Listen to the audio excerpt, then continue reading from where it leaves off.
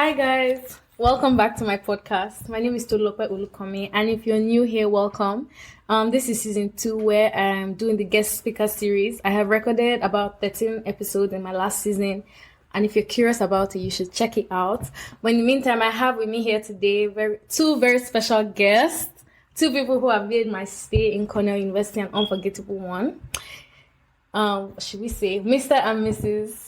Kutlwano Mzwinila. Let's welcome them. Let's welcome them to the podcast. Thank you for having us. Yeah. Thank you for having us too. Of course. So, just before I start, I'd like you guys to introduce yourselves.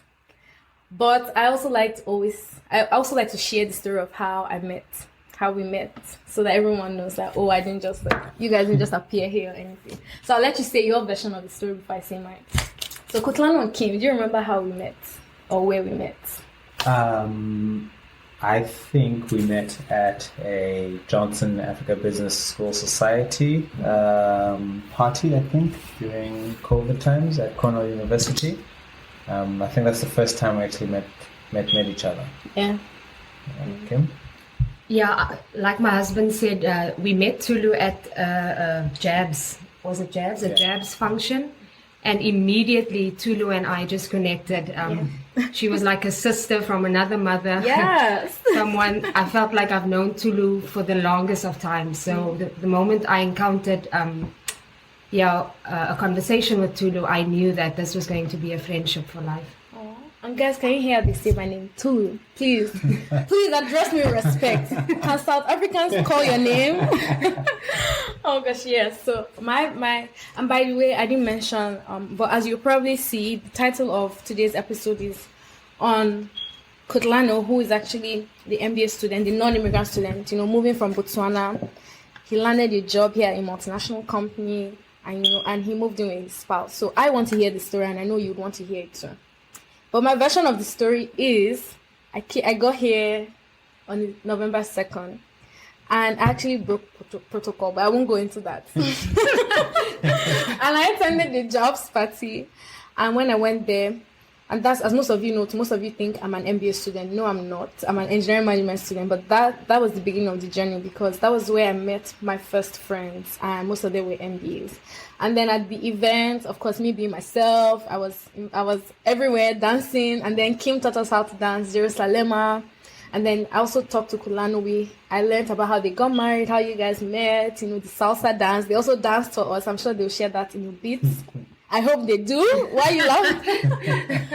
And so, like Kim said, and the best part of it is when the party was over and we were on our way home, we found out that we lived in the same community and estate, like they'll say in Nigeria. And so since then, I knew that, wow, this were going to be my friends throughout my year at Cornell University. And this is the second semester, and we're still friends. Mm-hmm. And we're recording this episode live from my apartment. So yes, it's been a beautiful 1 year.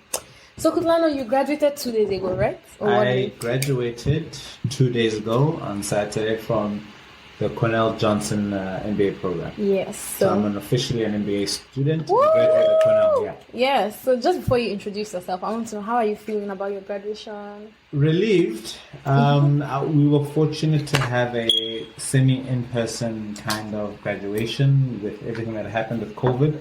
So relieved and grateful for the experience, for the opportunity, for the time being here at Johnson, and also at Cornell. Also, quite grateful to have my wife with me in this entire journey. So it's just a time of reflection and, happiness now. Yeah. Before the next phase of our lives.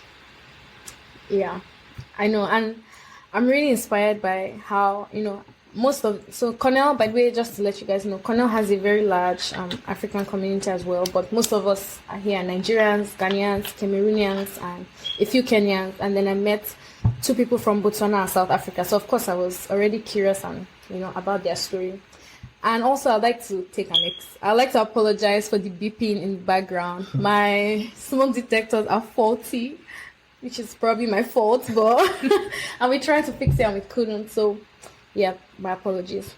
So Kutlwano, you're the non-immigrant student here in the US. Do you want to also introduce yourself? Tell us, who are you, where are you from? Okay, now to be a pleasure. So my name is Kutlwano. and I was an MBA student at Cornell Johnson, recent graduate. Prior to Johnson, I was a technology consultant in South Africa. I am from Botswana, but I did work and live in South Africa for a number of years. As a technology consultant, I helped the largest retail, commercial, and financial service clients across the African continent and the Middle East launch digital products across the board. And it was through this particular initiative that I really got a sense of helping back and launching products that really alleviated pain points within the African market as well as the African communities. Being financially excluded within financial markets, a lot of Africans, people, especially people in our positions, can't necessarily participate within the financial markets. And some of the products that were created in the past didn't really cater towards the African market.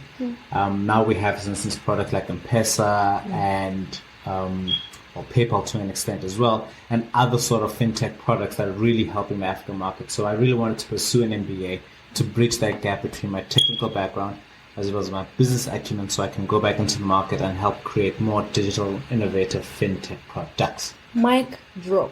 Okay, now. Okay, Kutlwano.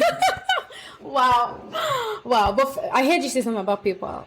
You're one of the people who brought PayPal into Africa? No, not necessarily. Just, the model that PayPal has adopted is something that I'm really interested in, as well as other fintech companies as well. So M-Pesa within, I think, the Southern African market, PayPal that's also a bit within some of the Southern African market, as well as other companies as well that launch digital products within the developing markets. So developing markets within Asia, within South America, and as well as across Africa. There's a lot of innovative products that are being created and launched there. Wow. That's a lot of jargon, financial jargon, but yeah, wow. So as most of you know, I'm an engineer, but that's very interesting. And just before we get into how the company you got into, I'm not going to give that away anytime soon, but it's already probably in the title. but just before, I also want to ask you about your application process to Cornell and why you decided to choose Cornell. But I also want Kim to introduce herself. Thank you so much. So who is the beautiful wife? So guys, by the way, fun fact. You guys, if you ever follow me on Instagram, I'll probably post you guys pictures. You guys should have seen Kim on Kutlwano's graduation with the red dress and the bow at the back. Your wife can never, So it was just so good, seeing both of you together. And Kim was so excited. Yeah. Like every single thing she was jumping. I was like, Kim, like I wish you could be sitting down with Kutlwano right now. I just wanted to be that supportive wife. Of course. So who is Kim? Tulu, thank you so much for having us. Yeah. So I am the wife of Mr. Kutlwano Mzwinila. Yes. I am, like they say in Botswana, Ma Mzwinila, Kimberly Mzwinila. And I worked as a business manager for Volkswagen prior to me coming here.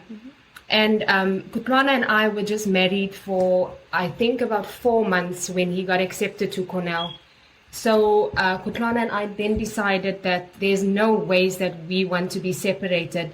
As a young married couple, we wanted to do this journey and embrace this journey together. So we decided to just embrace this Cornell chapter in our lives. And that's when we decided that I will join him. At first, the plan was for me to only come to the US once he graduated. But then this pandemic happened, and we weren't sure whether South Africa was going to be banned from the US. So it was then that I decided to join my husband on this journey. And man, oh man, was this a journey? Aw, you guys can see them. They're looking at each other. Sorry, guys. Well, yeah, that's nice. Oh, okay. But so... we've heard your story where you worked and how both of you met, but where did it all start? Like, okay, let me ask Kutlwano first. So I knew you were born in Botswana, right? Yeah, born and bred in Botswana. Yes, and guys, fun fact. So I just learned on Saturday, the day Kutlwano graduated, that if someone from Botswana is not called a Botswanian, they are called a Motswana. Singular. Okay, so Kutlwano is a Motswana. Yes. And Kutlwano and his brothers, his family, are Botswanians. Botswana. Oh my gosh. Botswana. Okay, it's fine. It's fine. But fun fact, guys. So, where did these stories? Where did it all start? What schools did you attend? Just in case someone from Botswana is listening, so that they can relate to journey? Where did you start? Okay, we have to go back in the archives now. Yeah. But essentially, I did majority of my primary school in Botswana. I was very fortunate to attend a Christian school founded by American pastors, American missionaries in Botswana, and through that I got a lot of exposure to like the American culture, the American history, as well as, for instance, the American competitiveness, if I can say that as well. And that just fostered a sense within myself. Supplement that with the fact that both my parents and actually two brothers, also lived in America before I was born. And then add the fact that I also have one of my elder brothers also attended Yale University in America. So there's always been an affinity to America and the American education system, and just working along those particular lines. So after I did primary school, I then attended secondary school, or as you call high school, in South Africa, in a boarding school. It was the International School of South Africa. Essentially, as the name suggests, it was an international school for a whole bunch of like African students to come all over, and it was like a melting pot of different cultures, different experiences, and just really expand my horizons in terms of what is achievable, what I want to achieve, and what connections I can make. I then did my undergrad at Rhodes University, that's also in South Africa. It was in Bachelor of Business Science. After I graduated with my undergrad in a Bachelor of Business Science, which with a focus of information technology and I think mathematical statistics, I have to go back, I then decided to go into consulting post my undergraduate degree from Rhodes University. I did consulting within Johannesburg, South Africa for some time, managed to work with some international clients, get some exposure, and then that's when, within the consulting framework, I got a lot of exposure to different industries, so telecommunications, government, health, financial services. It's then that I really, really, really enjoy financial services and the impacts that financial services can have on the broader communities, like massive scale and massive impact. I then pursued my first master's degree from the University of Pretoria. It was a master's in information technology. I completed that in 2017. I did that part-time in 2017. And it was during that time that I then decided to bite the bullet and then prepare for the MBA experience. And at that point in time, I kid you not, I think because of my international exposure, and also I was just pretty open in terms of going to any particular school, to be honest, I opened up the selections quite wide. So there were schools within Europe, predominantly within France, Spain, the UK. Really? So you were gone for Europe before the US? Well, I think because of the closeness, similar time zones and very similar cultures, I was initially gunning for schools within the European belt. I didn't necessarily apply, but I was just doing like a lot of outreach and doing a lot of research. And then I don't know how it happened, but I somehow heard. Obviously, you hear like these big schools, so like those obviously like Harvard, the Stanfords, and everywhere else. And then doing the research, I was also reaching out to other South Africans who also attended these particular schools. But then out of the blue, somebody recommended Cornell and the Cornell MBA program. And then I spoke to the JABS president at the time. What does JABS stand for? JABS again, it's the Johnson Africa Business Society. So part of the reason why my initial focus was on the European belt of schools is they tend to have a large representation of African students because of the proximity. And I wanted to build up that particular network within those particular schools.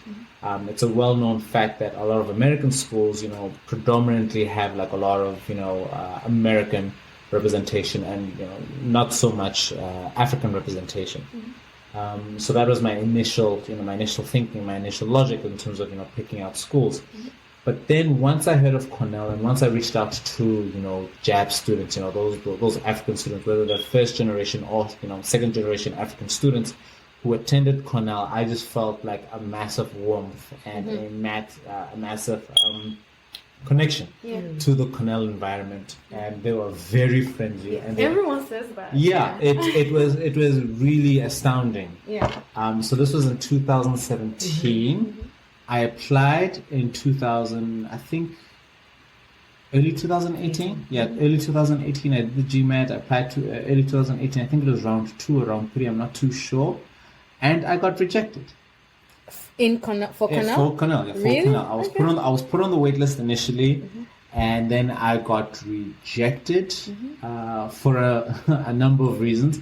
I made, I can give you a whole bunch of application tips, but the one thing, if I can sum it up, the reason why I was rejected is that at that particular point in time, I really didn't know my story, why I wanted to achieve a particular MBA, why I wanted Cornell in specific, and what I wanted to do post MBA. Did they give you that feedback?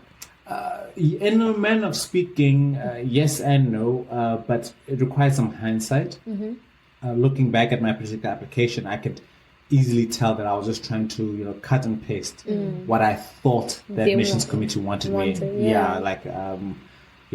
As I mentioned before, I have a deep technical background and I was a technology consultant. And then I think within one of the application essays, I was saying I want to go into general consulting, one of these big 4 firms or something. And I recall in one of the interviews, and this is going back, so you have to excuse me here, but I think one of the recruiters, admissions interviewers was asking me, why do I want to go into consulting? And there was no substance in my response. Not at all.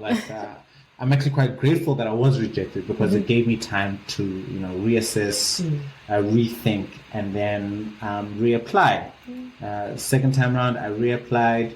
As my wife mentioned, we got accepted 4 months after we got married during the pandemic. And then we had to, quickly make decisions in terms of if we're going to either defer or accept and, take this opportunity to proceed forward with the Cornell MBA. First of all, I'd like to say that I like the fact that you put it out there, that you got rejected, because not everyone comes to terms with their losses. So that's very important. But I want to know, what did you do differently? Even in putting in the new application, what did you do differently? That's an excellent question. So the first thing, I will not getting rejected, is tough. Kim was there and she can testify in terms of, how that impacted me. After that rejection, I didn't know if I wanted to apply to other business schools or, pursue this MBA again. So I took some time off and completely shut myself off from the prospects of doing an MBA. But I can tell you, months afterwards, there was just this constant nagging that was at me, maybe I should have worked harder for the GMAT, or maybe I should have researched the school, or gotten to know the school, understand exactly why the MBA, and then tailor my response, not some cookie cutter paste kind of thing in terms of what I've read online, in terms of some blogs, but then really understanding what does the MBA mean for Kutlwano, what does the Cornell MBA mean for myself, and how exactly it will benefit me, and more importantly, how I can add value to my classmates in terms of my interactions and my experience. Because I do have experience. I do have something that I can give into. And I think it's important when you're dealing with rejection, or even when you're dealing with acceptance, is, to rid yourself of this imposter syndrome, thinking that you're not good enough, or thinking that you'll never make it, putting a lot of these schools on pedestals. And, what's this thing called again? Making it like a linchpin to whether you're going to be successful or not. The first time around, I thought if I didn't get into any MBA school, it's going to be the ultimate end of my career. The second time around, I was regardless of whether I do an MBA or not, even though I am thankful I did the MBA, I'm still on this particular career trajectory, and there are things that I'm going to achieve. So just different attitude, if I can say that. Yeah. Okay. So just before, I know you're doing the accelerated MBA, right? But it's still an MBA at Cornell. But what is that process? For someone who wants to come in through that route, what's that process for? What would you recommend they get in their GRE?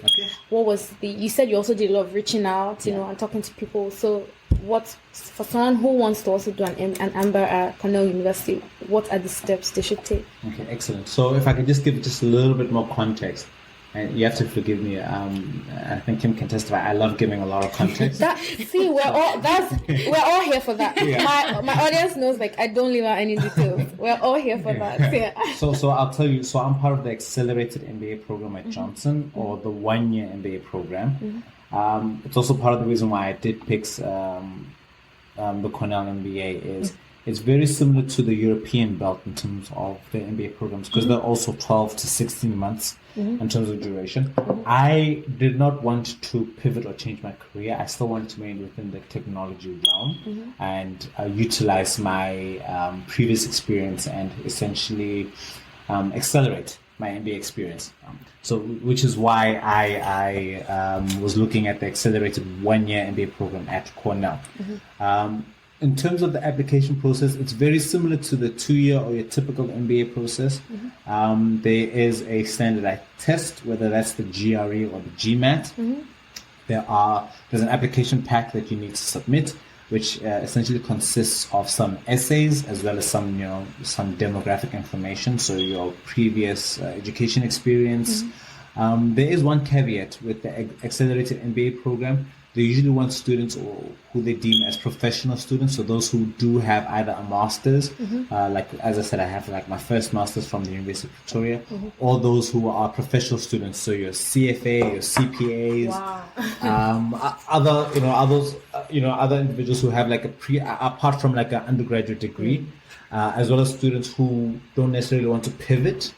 When I mean by pivot, so going from like, for instance, from like marketing to consulting, or from like consulting to technology, pivoting from different industries, different functions, and in most cases different geographic regions. So the application process. What I did is I did a ton of research in terms of the schools. And in particular, I mentioned in terms of Cornell what it offered. So I wanted to go into fintech because I have a fintech background. They have a fintech. They have a fintech intensive during the fintech intensive curriculum, which is part of a curriculum during the spring semester. So that really appealed to me. They have Cornell as a whole has an emerging markets institute, which obviously focuses on emerging markets within South America, Asia, as well as Africa. So to get like-minded individuals. Remember, as I said, it was quite important for me to get international exposure and to get that emerging markets network that like most European schools, some European schools have as well. And then the third factor as well was just basically making sure that there was a fit. I think a lot of people talk about this, but when you are applying to business school, it's like applying to a company or applying to an organization. There needs to be an overall fit, and you get that fit from engaging and talking and reaching out to people and reaching out to different individuals. I can tell you that I wasn't a fit for like a lot of the other schools I was researching, just by the interactions with a whole bunch of alums, current students, as well as faculty, staff members. So what other schools did you apply to? So I applied to one European school. I won't mention the name. That's fine. I applied to one European school. I did get accepted. I got a really good, like 70% scholarship offer. Shall I push your hand? You see it? No. I won't mention the name. Okay. But as I mentioned before, I did not feel like there was a good fit. And from the get-go, Cornell was really like, it was the school for me, and I could really tell that off. And my wife and I, we spent nights talking, consulting, praying upon it as well, in terms of because when I got accepted to Cornell, it was like a couple of days later I got accepted to this European school. And both offers were on the table, and as I mentioned, there was a really good scholarship offer from the European school. But we decided to put our faith in God and risk it and attend Cornell. Yeah, and I know you were also a course assistant for some of the classes, right? For one class. Yes, I was a course assistant for two courses in the fall semester as well as in the spring semester. So how did you land those gigs? And what was the funding process like for a Cornell MBA? Okay, cool. So the funding process for any MBA program is essentially the same. From my experience, is Once you get accepted, after a while, the school will then reach out. Well, actually, within the acceptance letter, they'll say that you're applicable for some funding opportunities. And then after some time, the person will interview you, or someone from the financial aid office will tell you the amount that you are qualified for that particular scholarship. But obviously, coming from Africa, the dollar is very strong. But wait, no, you told me what's the equivalent for dollar to what's the money in Botswana? What's currency? So the currency is the pula. Bula. Pula. P-U-L-A. Pula. Yeah, okay, so pula. what's the equivalent to dollar? But remember, I was working in South Africa, so I was actually more with the South African rands. Right. So brass tax numbers, like just pure exchange rates here, not looking at purchasing power parity and those other complicated matters. It was like equivalent of 3 million rand, the full Cornell education. 3 million rand is a lot. Right? It's a big investment. But that's okay. But that's like $1 to 14 rand. Yeah, 1 to 14, 1 to 15, based on different exchange rates. But yeah, That's still pretty high for an African country. Yes, it is. I shall not name the exchange rate for a certain country where I'm from. But prior to the MBA journey, we did save up. My wife and I did save up. We knew the financial commitment that was required, because the school are very open in terms of how. I'm actually quite impressed with how much, because they give you a guideline and they're actually pretty spot on in terms of how much you'll need for funding. But I will tell you, once you accept it as well, external funding opportunities are, very much readily available. There are a lot of, private institutions for international students that are willing to offer funding for international students to fund their MBA dreams. I remember when I was reaching out to different African students for the different schools, I remember one individual told me something, and I'll repeat this as well. The hardest part about an MBA is getting into the MBA. Don't worry about the funding; that will come. That you'll be like, I was stressed out, but I can tell you that will happen. Getting into the MBA program is by far the most amount of work that you will need to do. Once you're accepted, and once you found your school, and once you're in, the other things will just fall into place. So basically, don't be afraid to apply. Do not be afraid to reach out. I think, especially within the Southern African region, I think maybe it's different within West Nigeria, Africa. West Africa, Nigeria. Personally, I didn't find a lot of Southern African students who attended MBA programs. There were few and far between, and I think, even talking with my friends back home, there might be a bit of apprehensiveness, a bit of fear, or a bit of maybe not necessarily knowing the unknown. So don't be afraid to apply, but also don't be afraid to reach out to faculty members. You'd be surprised. We chatted to a number of faculty members prior to applying. We chatted to career management center members prior to applying. We chatted to alums who were, willing and able to have a chat to us. And you'd never know. Any of these particular members could then send a recommendation letter on your behalf, unbeknownst to you, to the admissions committee.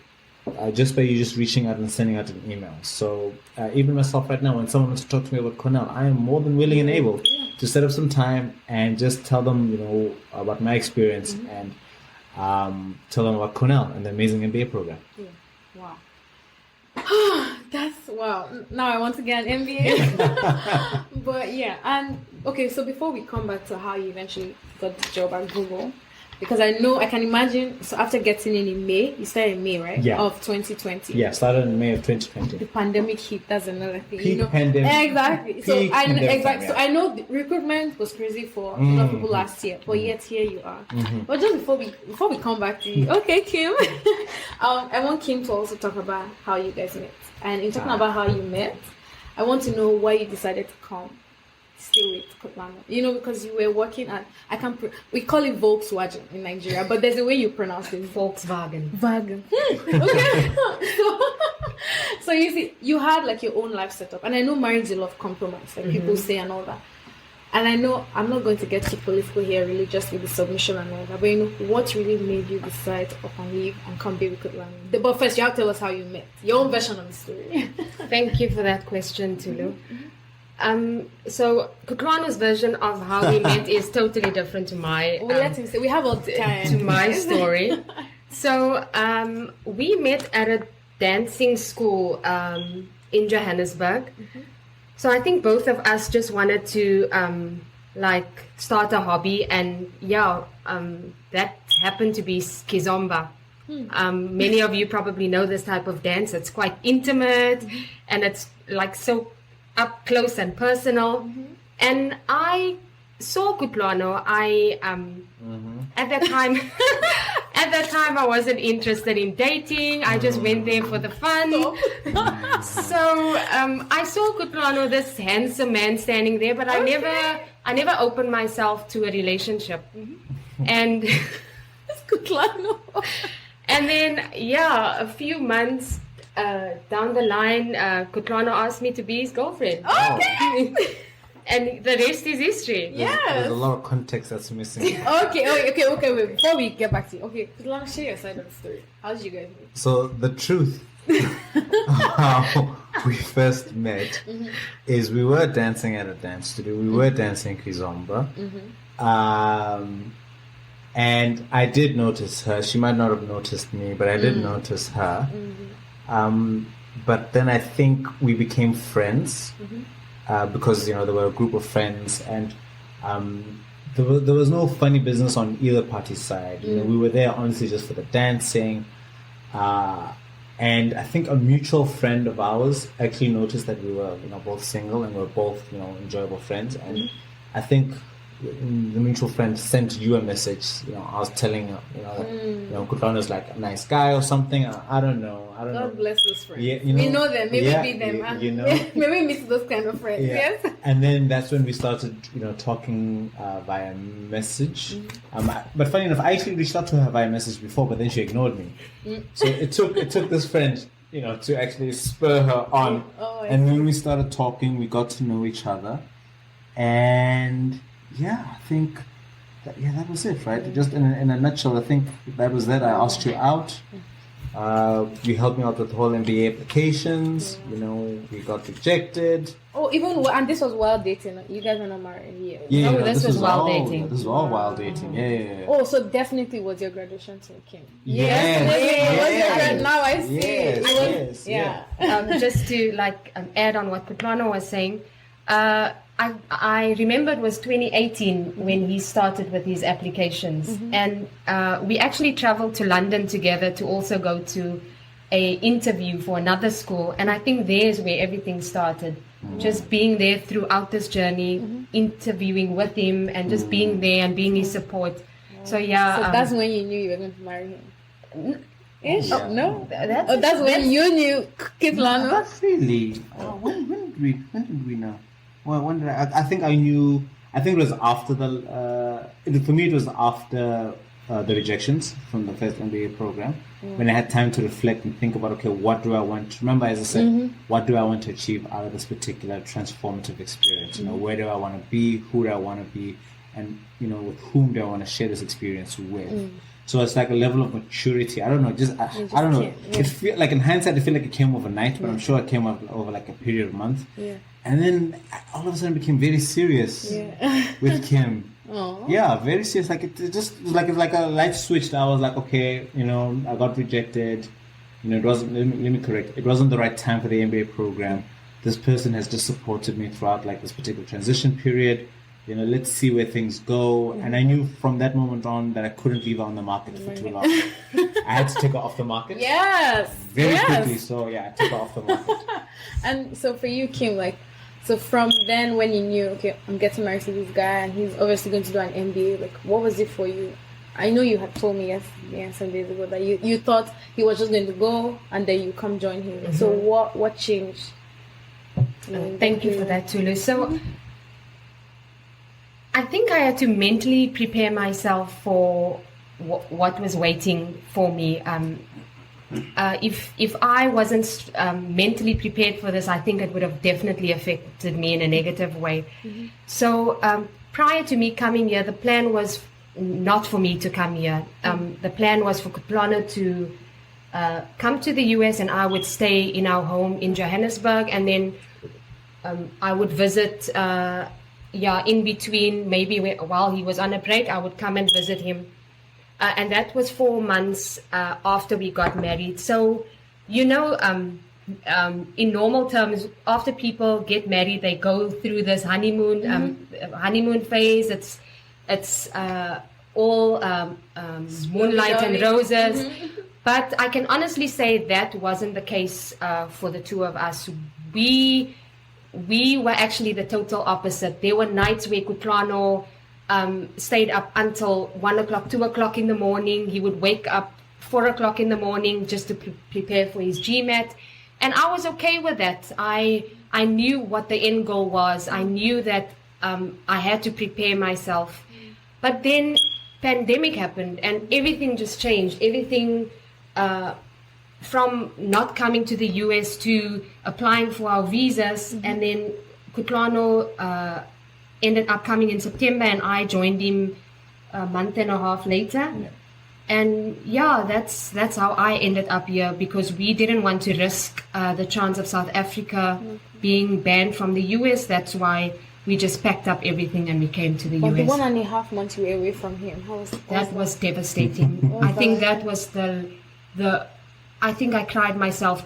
I cried myself to sleep every night. It was the longest month and a half of my life. So I'm guessing you've never been in a long distance relationship before. No. And you should have seen Kutlwano lost weight. Yeah.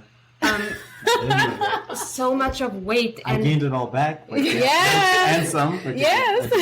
And I actually had my sister come over to Johannesburg from Cape Town just to support me, and all my family were there to support me during this time, because they know the struggles that I'm facing. But at the end, I knew that I was coming to my husband, and it was only for a short period of time.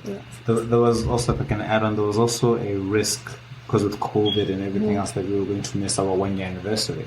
Oh, yes. Yeah, there was that. So there was also that, element of, okay, we had previous plans, those plans had to be really scratched. Now we have to, adapt really quickly, be resilient, and then quickly shift in terms of, okay, how can we make things work so that we can, just not only succeed in terms of what we want to achieve, but also, come out stronger as a couple. I think what I'm learning from this is, some people would say, let's do this, let me get into my MBA program, let me graduate, then I'll propose to you. But you could still do it all in marriage. Even though now you might feel like your marriage is just starting, but you still did it together. So there's no such thing as, okay, maybe there is such thing, but it doesn't have to be, let me get my life together before I get married. That was something that not only I wanted, but also like my family was very much for we get married before the MBA journey. And that's why I think, like, for instance, that, once, as I said, that's, after that initial offset, understanding what I want to do, what I want to achieve, and who I want to be, and with whom I want to share this life with, is then understanding, okay, I do want to do this MBA experience, but at the same time, I also want Kim as my wife. And she had to make a number of sacrifices, as she mentioned. After the honeymoon, there wasn't necessarily no honeymoon phase. Saying, quickly adapting, and then saying, okay, cool, how are we going to achieve this thing that we want to achieve? And Kim, do you want to just share what's it been like being on an F2 visa? So most of us non-immigrant students are on an F1 visa. So what would you say, what are the perks attached to being an F2, or what are the non-perks? What has it been like to be on an F1 visa? So for those of you... F2 visa, For those of you who don't know what an F2 visa is, the F2 visa is a spousal visa, like from the F1, who is the student. So with the F2 visa comes not being independent, firstly, and not being able to work in the US. So with that, like I said, I was a business manager in South Africa, but I had to change that now, coming to the US and not being employed. So mentally, I also, like I said, I had to prepare myself. And by saying that, I then started with a volunteering, a non-profit organization here in Ithaca, just to occupy myself, because I knew Kutlwano was going to be busy day in and day out. I knew that he was not going to be able to give me the attention that I needed at the time But I was okay with that. So I just reached out to different NGOs just to see where I can volunteer and just give back to the community of Ithaca. So yeah, to answer your question, being on an F2 visa, I was not able to work, but I still kept myself occupied in giving back to the community. Yes, I remember also telling you that you I don't want the word inspired to be a broken record in my mouth, but I saw how you still made it work. You weren't making excuses for yourself. Right. That, we're not allowed to do anything. You were still volunteering. You even met the homeless. You met you saw different parts of America. So it's not, you don't. My whole point is I just like where you made the best of it, and yeah, that's very important about making the best of opportunities. So Kutlwano, to take us to the real reason we're here. Okay. Yeah. We're supposed to have this call personally too, to talk about so how did you land this Google job? I mean, the truth is, as personally, even as a Nigerian, because there's also a large Nigerian community here, trust me, I've listened to every pep talk I can possibly listen to on how to get these jobs. But I just want to hear your own story. What did you do differently? How were you able to hack it in less than a year? Because it was the pandemic as well. Yeah. And then you're even on an accelerated MBA. It's not like you had 2 years. You didn't do an internship with them, no? And yet you got 2 offers and you still. So please, what was the magic? I need to know. We need to know. The magic, number 1, was prayer. Number 2, having a good support structure, the wife. Individually, it's a lot of work. Yeah. A lot of work. And if I can give you context. Okay. Yeah, of course, yeah. Context. Understanding who you are, what you want to achieve, and what you can bring to the table opens up a lot of opportunities that you yourself may not even know. The reason that I say that is when I came here, I did not say I just want to work for Google just for the sake of working at Google. So let me start off by saying I'm going to be working in Google, obviously, within the financial services team for Google Cloud within the New York region. And the reason why I can, how I can see it's pretty much aligned to my experience, to what I want to achieve out of the MBA, and how it's aligned, post MBA. So as I mentioned before, during my introduction, I have, I was very fortunate to be a technology consultant, where I helped financial service clients launch digital products that assisted, the communities that they were essentially involved in. Google's mission, is essentially helping, helping people, helping clients to achieve the best that they can achieve with the relevant resources that they are available. So already there was a fit there. You'll be hearing fit a lot because fit is quite important. So just from off the bat, let's just say basic resume scanning, resume perspective, there was an initial fit. Okay.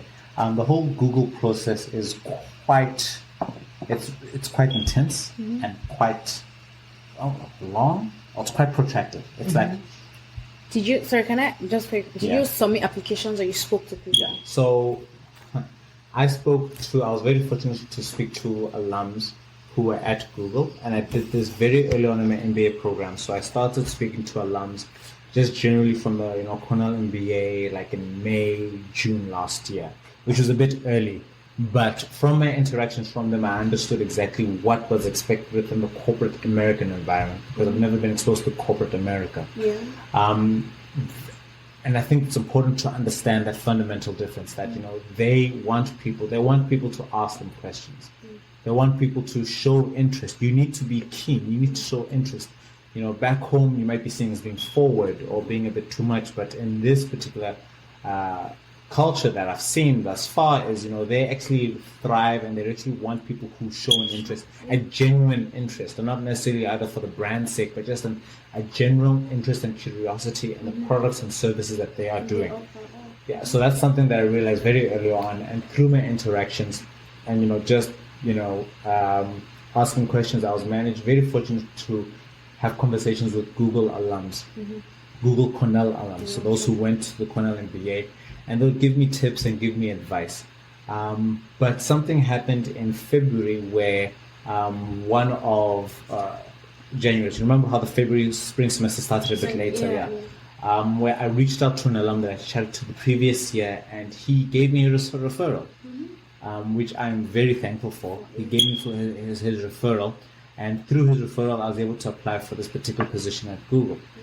And I don't know what happened, like maybe like it was like a week or something after I submitted the application with his referral, I got a phone screen interview with an HR manager. Like video or like just one? Just a phone call. But before I got the phone call, I reached out to the alum and said, "Hey, look, listen, I got this particular phone call.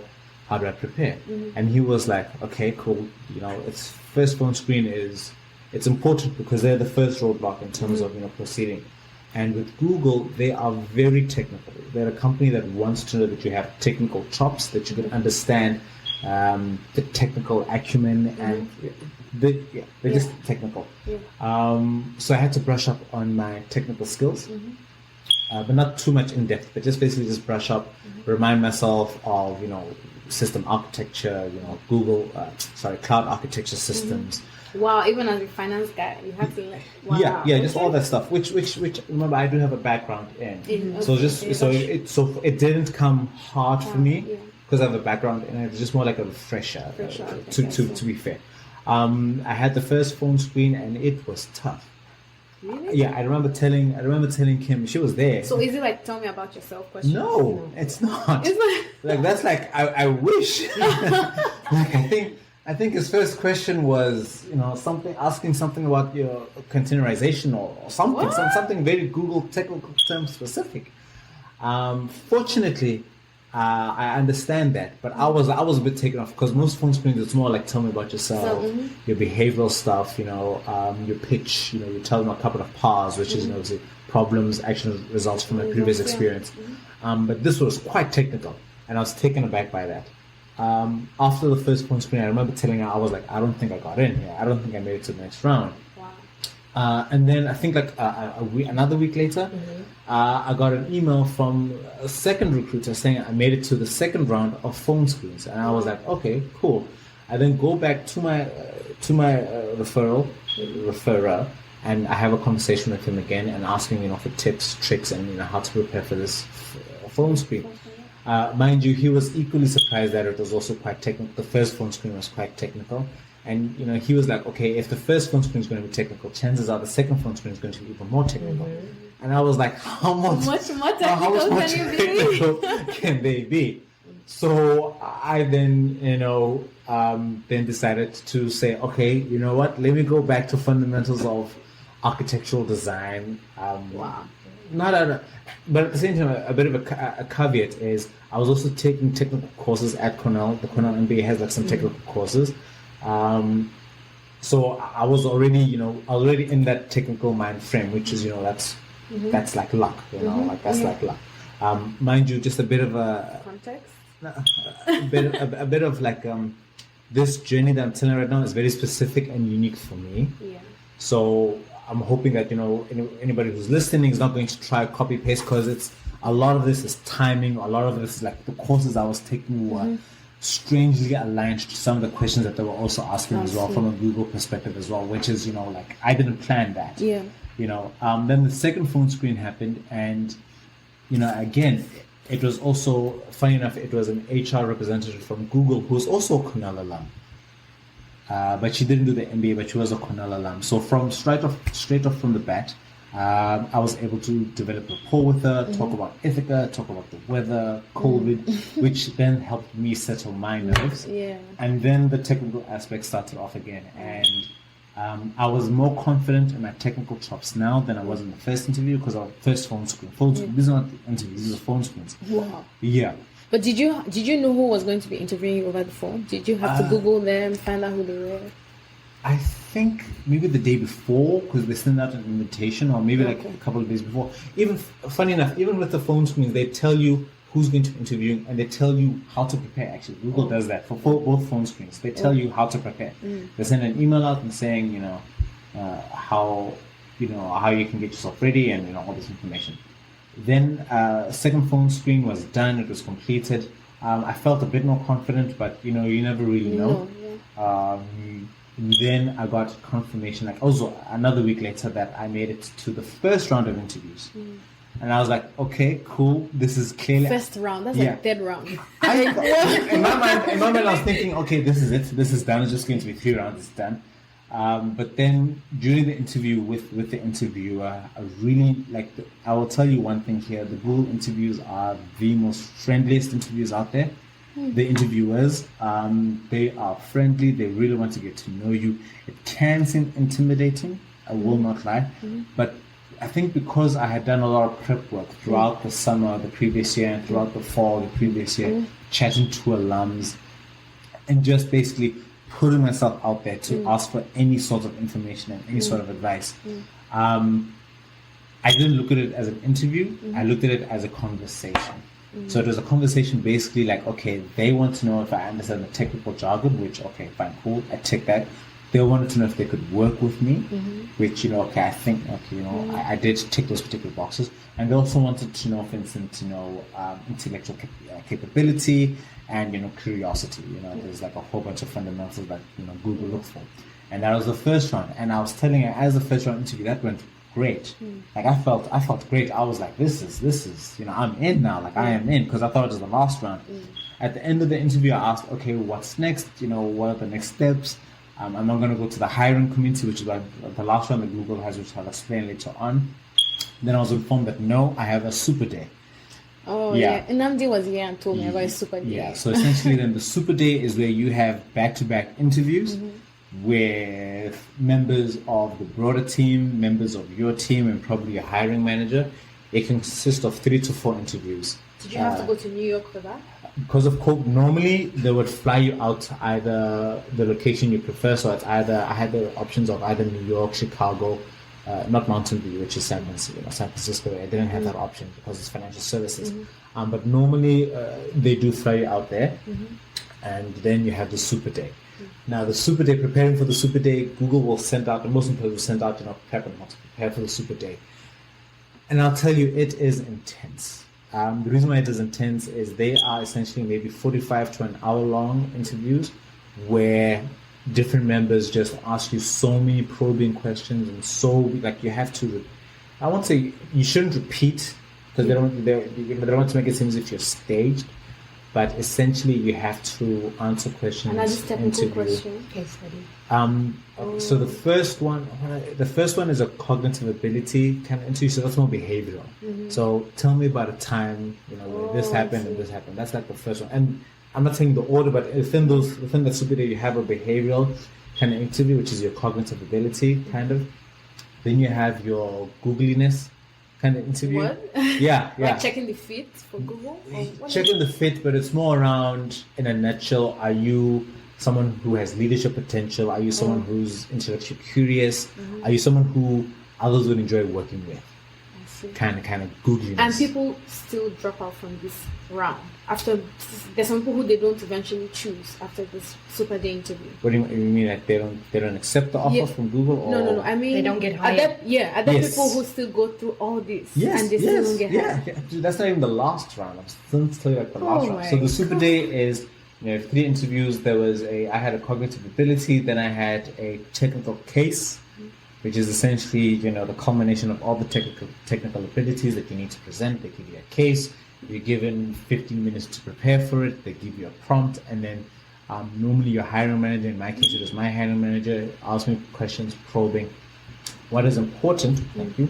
What's important from this interview is generally interviewing with a whole bunch of companies is pause, think about what they're asking, think of a response. Like most candidates, from my own experiences, most candidates feel as if when you're being interviewed is you need to answer immediately. But there is taking 10 seconds.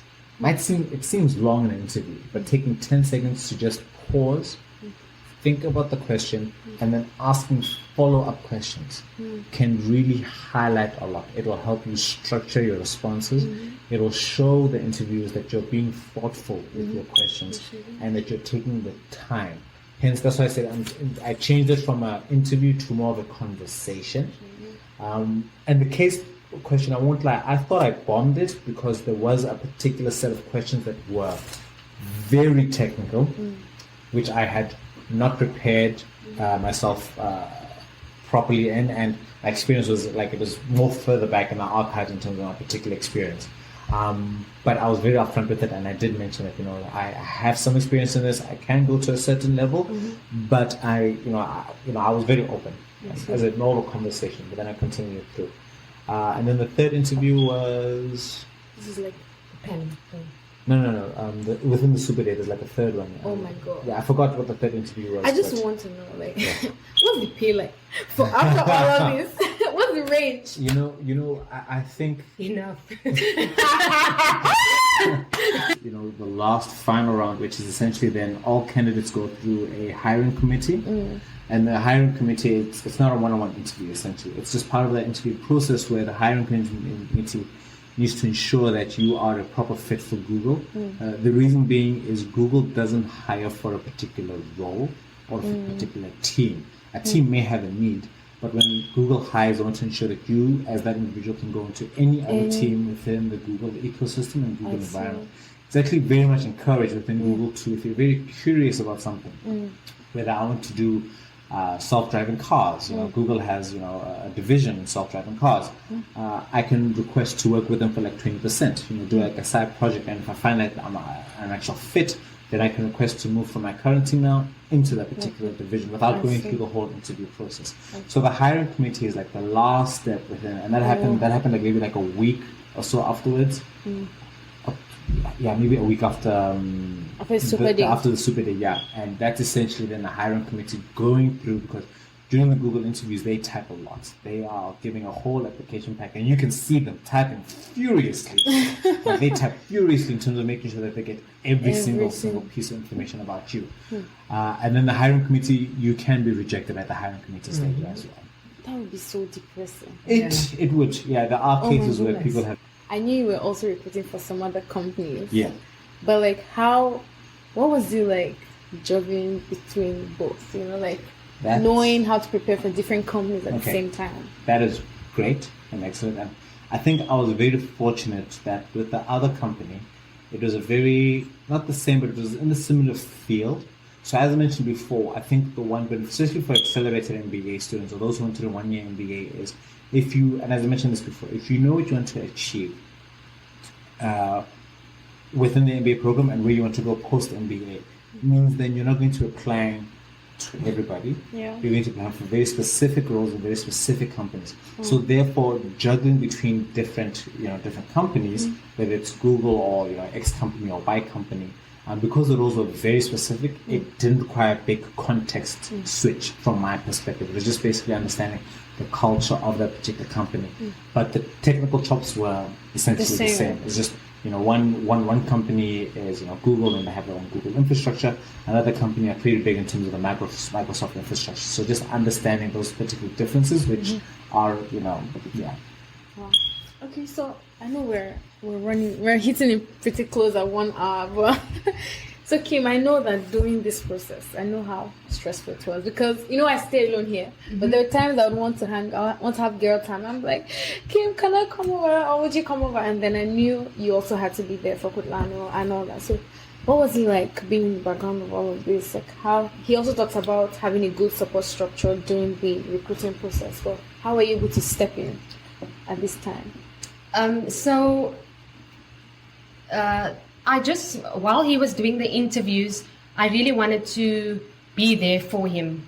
Make sure that his meals are prepared, make sure that he's comfortable, and also just make him feel like as if he can fall back if ever he needs my support. While he was doing the interviews, believe me, I felt like I was being interviewed as well. I was there sitting in the corner, showing like hand signals when he's going too fast or when he's going too slow. We had our own little thing going on at the back, in the background, just making sure that everything goes smoothly. So yeah, that's why I didn't want to have gold time or whatever, because I was just like, I wanted to be there for him when he needs me, and just also be with him throughout this whole recruitment process. So Kutlwano, would you say you would not have done it without her? Of course not. To give more context, I would also practice my pitch with her. Yes. Like I practice, and she would critique. She would critique my pitch, saying, "No, you can't say this, you can't say that, or smile here, pause here." I'll practice. I'll practice all my pause with her as well, and be like, "Should I say this part for this particular company? Is it a There's fit?" problems, action, results. Yeah, right? problem. Yeah, so it's part of the behavioral part. Behavioral part.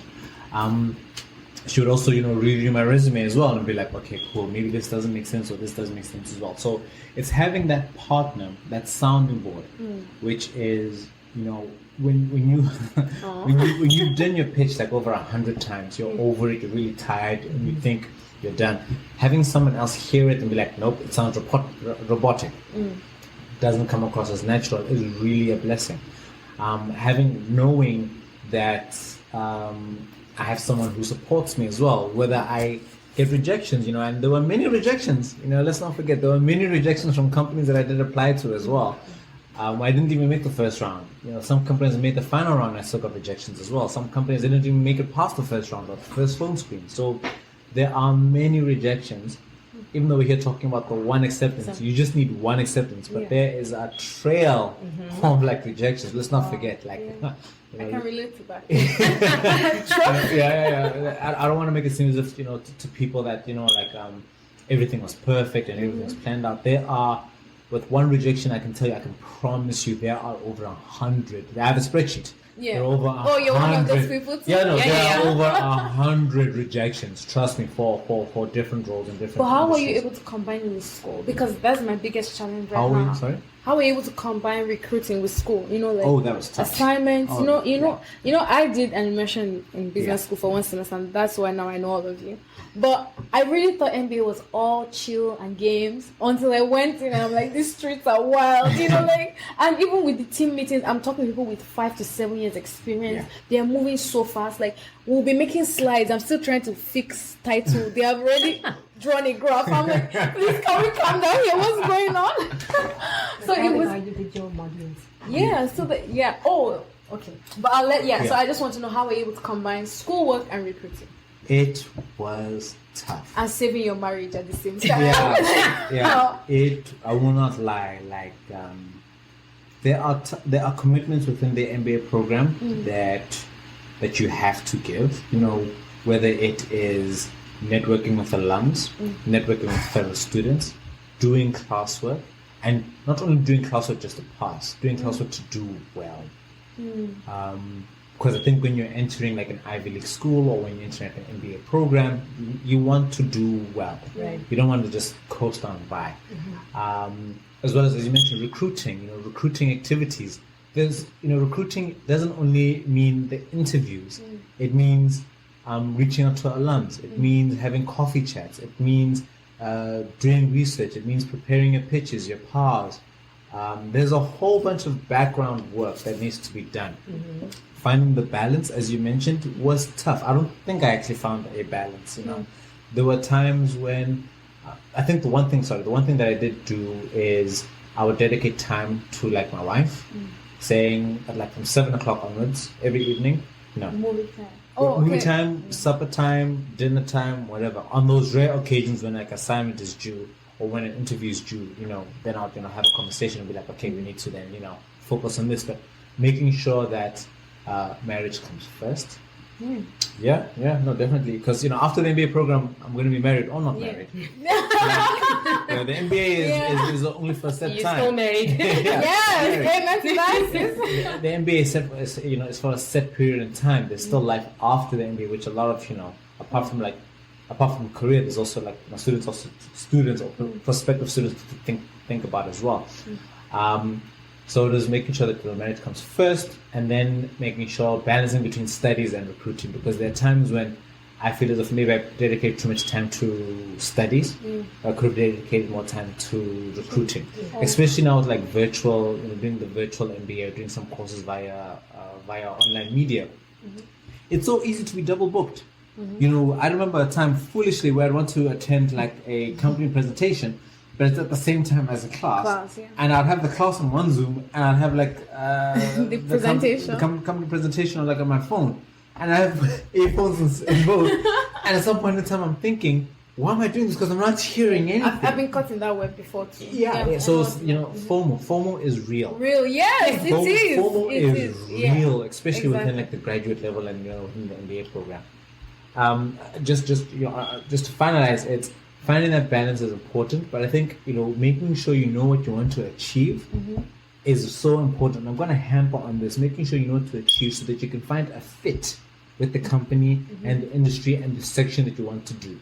That way you can limit your time in terms of your studies, in terms of your recruiting, and in terms of your networking. So I can be picky with my job. Yes. Yeah. Because as an international student, it's like you shouldn't be picky. Take Right. it all. Can I? Yes. Can I just add on to what Kutlwano was saying? I think what he had done that was brilliant was manage the expectation. Like he, if I can give advice to whoever wants to do an MBA and bringing along their spouses, is to manage your expectation and to also give access to the wife, give calendar access to the wife so that the wife can know what your calendar looks like and where there is time to fit herself in. And that's, I need to give props to Kutlwano. That's what he had done brilliantly. He used to tell me, Kim, I've got time from 7 to 9 or from 11 to 12, we can do whatever you feel like doing. So then I knew that even through his chaos and his madness, there is still time. Even if it's 30 minutes, that 30 minutes is priceless. It's just, so that is important. Yeah. Okay, girl. Thank you. So I think we've come to the end of the most serious part of this all, and I even took some notes for myself and I think I still need to talk to you more on this job recruiting because Yes, it's please. where for me right now that's my big. It's what next? Where do I really want to work? Right. And because like you said, I don't want to put in time in some other company where I'm just doing it because I have to. I need to get it right because there's a lot of work to give to a company you might not get into. Yeah. It's very risky. Yeah. But okay, so let's go into the other fun part of it. So what has been your favorite thing about since you moved to the US? Because I know you were saying things like you thought Europe would be more suited to your lifestyle and all that. But so since you moved to the US, what has been your favorite or least favorite thing?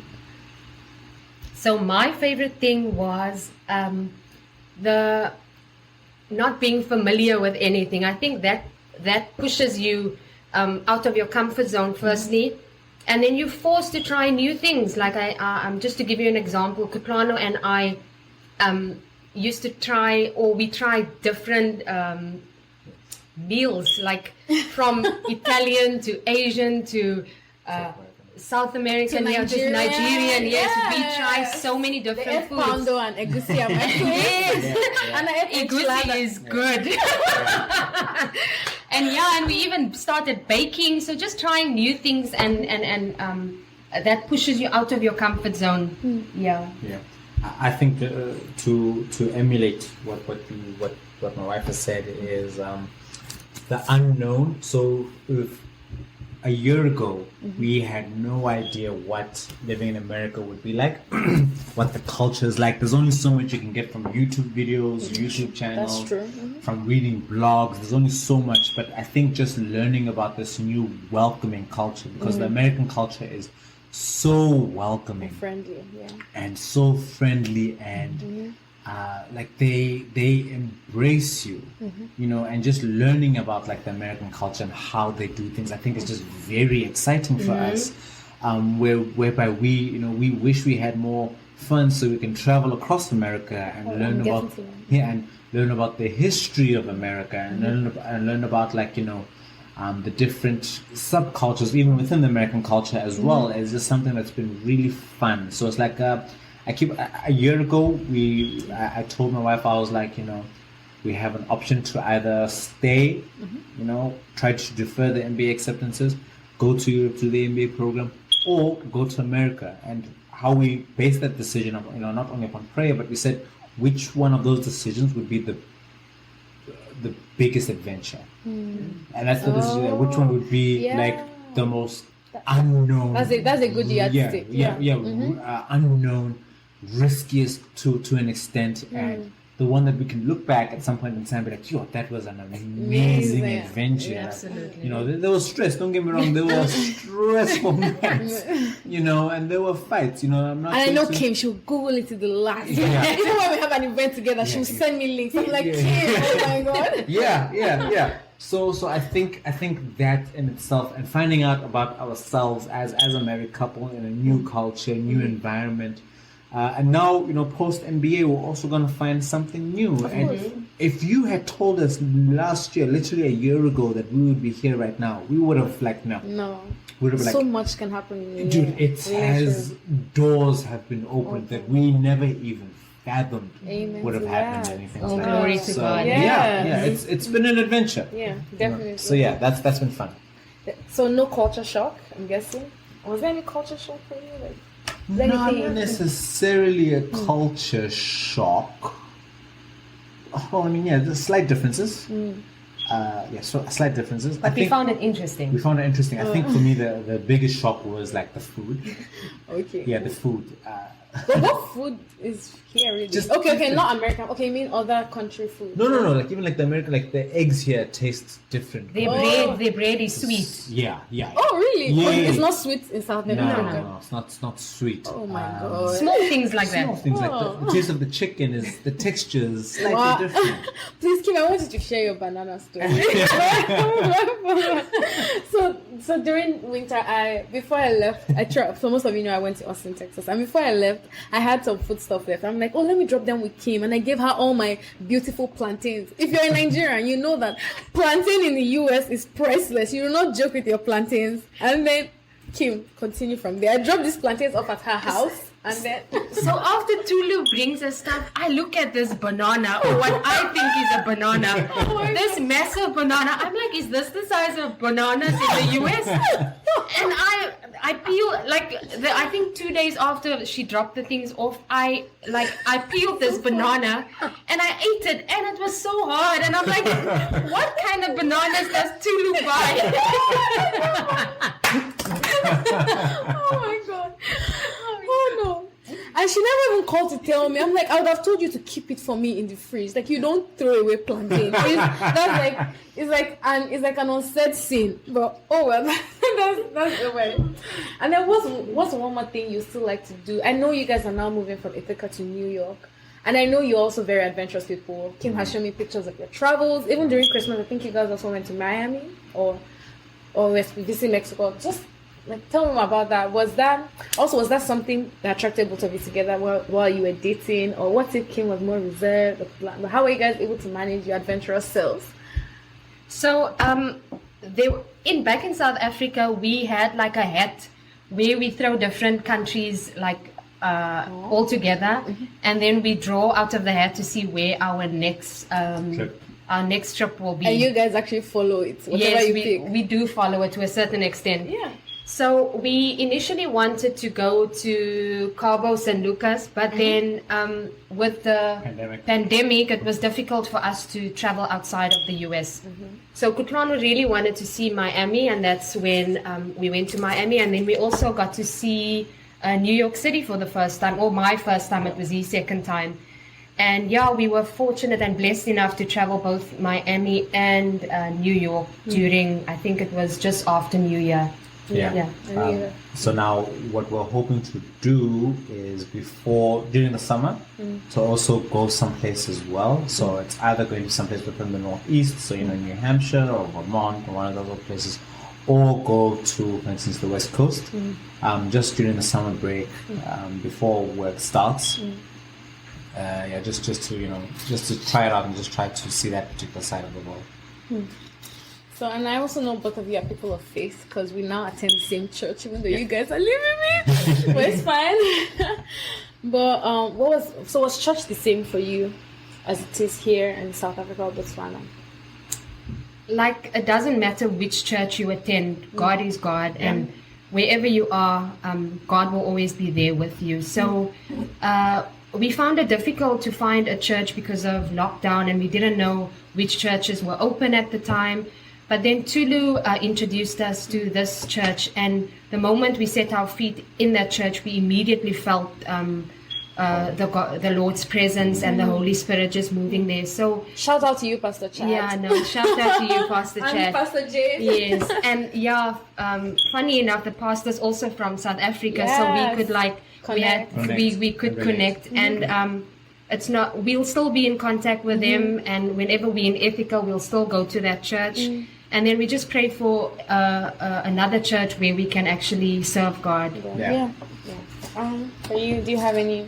No, I think my wife has summed it up pretty well. Okay, so we're rounding up. Stay with us. So tell us something that's not on your LinkedIn, Kutlwano. Oh, Yeah. snap. Yeah. Back of the resume. Oh, nice. Right there, Wow. resume.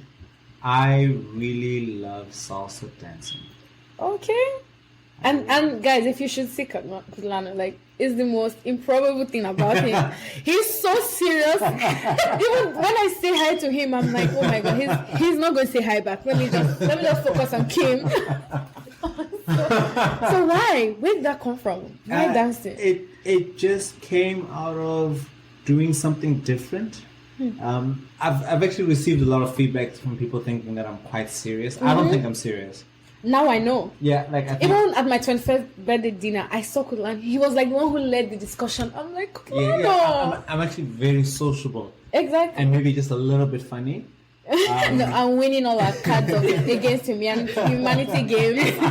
But it's fine. Yeah, so I think it's just just trying to explore that different part of me, that different side of me, that so that people can actually see like a different side of me. So doing social activities like dancing. Have you guys gotten around to finding some way to continue salsa dancing? Not yet. Maybe post-pandemic, with things opening up, we would like to see if we can pursue it further or anything else like that. Also, another fun fact is I really like playing games. Like I know. Okay. Competitive much? Oh yeah. Well, Oh, I really like playing game. PlayStation fan for life. So yeah, that's something. and then what was I going to ask you about? You also talked about. I know you mentioned during your graduation dinner doing community development stuff in Botswana or South Africa. South So Africa, what's that? So, okay. One thing that I also really do enjoy, and shame, I think with MBA and with the pandemic, I haven't been able to do much of is giving back to the community in my own little way. So back in South Africa, I was a mathematics and science tutor to underprivileged kids, as well as a Sunday school teacher.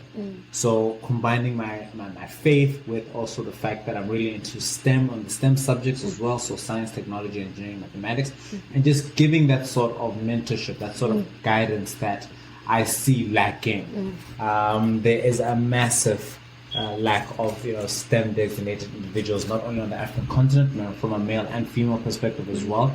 And I feel that it is not only needed, but it is required for me to give back in that particular way. Just as a, I'm not some sort of math fundi or something else like that, but I have been exposed to it, so I want to encourage other younger students to also just fall in love with the STEM field.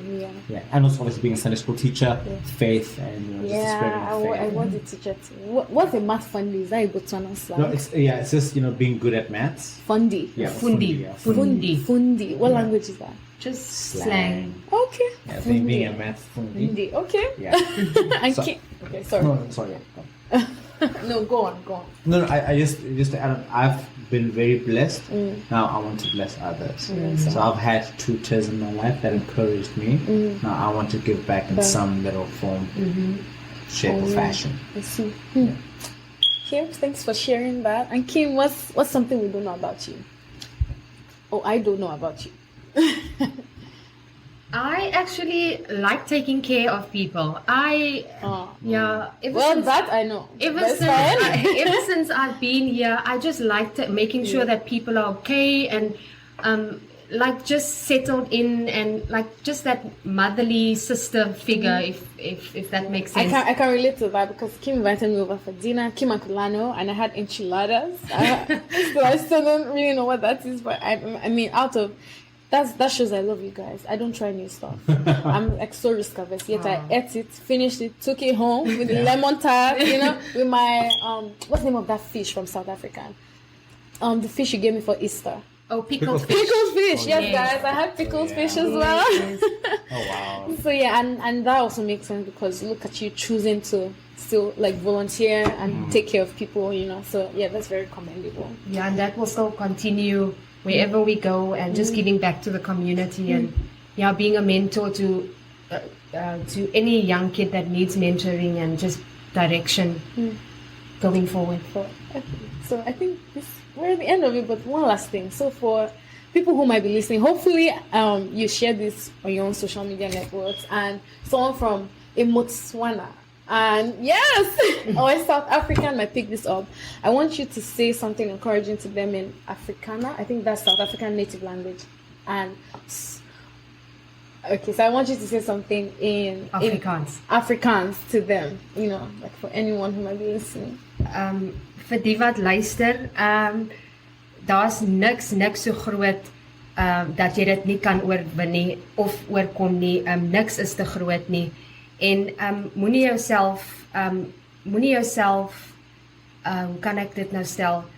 Moenie dink jy iets is te groot vir jou nie, want jy kan dit oorkom. En ek het dit gedoen en jy kan dit ook doen. What? That sounds like Dutch, German, French together. Wow. So please translate in English. What does that mean? I was just saying nothing is too big to overcome. Like if you put your mind to it, you can get through it. Like how does MBA look like this big mountain, but we got through it. Exactly, and look at you on the other side, checking out houses. Okay. And Kutlwano, any last words for any Botswana listening today? Just believe in yourself, as just Emily what Kim said, believe in yourself. Try. If you fail, you haven't failed, you're just being resilient. As I mentioned before, people might think, okay, I got into the Ivy League MBA program and I got into this amazing job at Google, but there were many failures throughout that journey. And I feel like we live in a society where people only want to talk about the success stories, but they don't talk about the failures that brought upon those success stories. Right. And I will be very open and honest. There are many failures, and each failure teaches you something new and teaches you to be resilient, and just keep on trying, keep on being the best that you can be, and try to leave a positive mark on the people that you interact with, the communities that you serve, and the people that are in your life. Thank you. Thank you very much, guys. Thank you. Thank you. Thank you for having us. Yeah, and what I've learned from all of this is, guys, we cannot be out of touch. We have to stay friends forever. Please. Said that.